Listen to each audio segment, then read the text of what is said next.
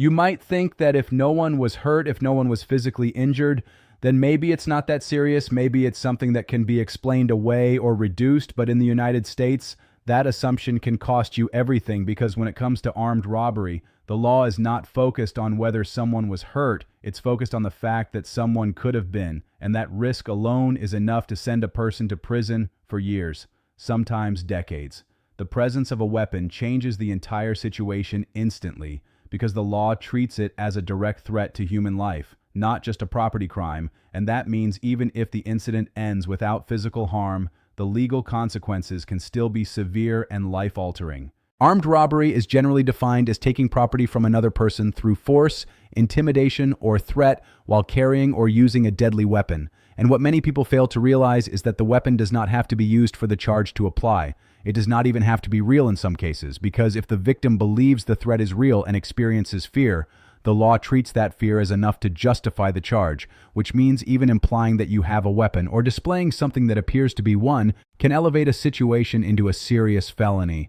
This is where many people misunderstand the law, because they assume that without injury, the situation is less serious. But legally, the focus is on the danger that was created, not the outcome that happened.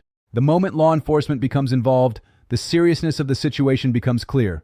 Because armed robbery is treated as a high-risk crime, officers respond with urgency and caution, often assuming that any situation involving a weapon has the potential to turn violent, which means arrests can be immediate and forceful, and investigations begin quickly using surveillance footage, witness statements, and any available evidence. From that point on, the case is handled as a major criminal matter, not a minor incident, and the person accused enters a legal process that is far more intense than most people expect. After an arrest, the accused is taken through booking procedures, where their information is recorded, fingerprints are taken, and formal charges are filed. And in cases involving a weapon, those charges are almost always felonies, often classified as armed robbery or aggravated robbery, depending on the state and the specific details. Shortly after, the accused appears before a judge for arraignment, where the charges are formally presented.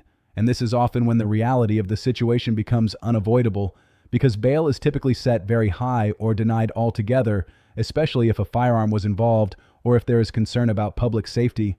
In many cases, individuals remain in custody while their case moves forward, adding pressure and urgency to an already serious situation.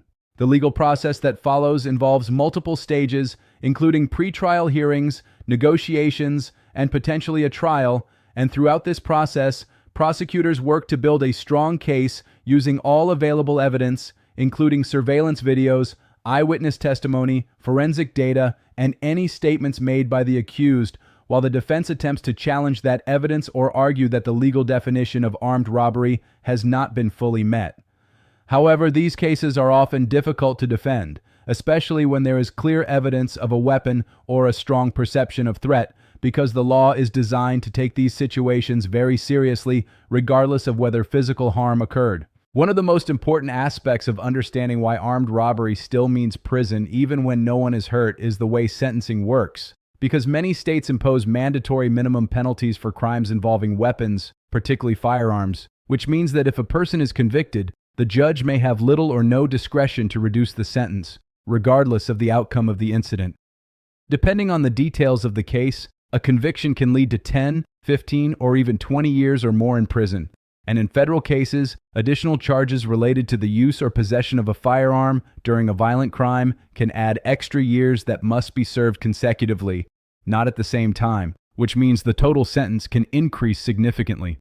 This is why the absence of injury does not reduce the seriousness of the charge, because the law is focused on preventing harm, not just responding to it after it happens. Another critical factor is that you do not have to be the person holding the weapon to face these consequences, because under many U.S. laws, anyone involved in the robbery can be charged equally, meaning that acting as a lookout, driving a vehicle, or assisting in any way can still result in facing the full weight of an armed robbery charge, and this often surprises people who believe their role was minor but find themselves dealing with the same severe penalties as the primary offender.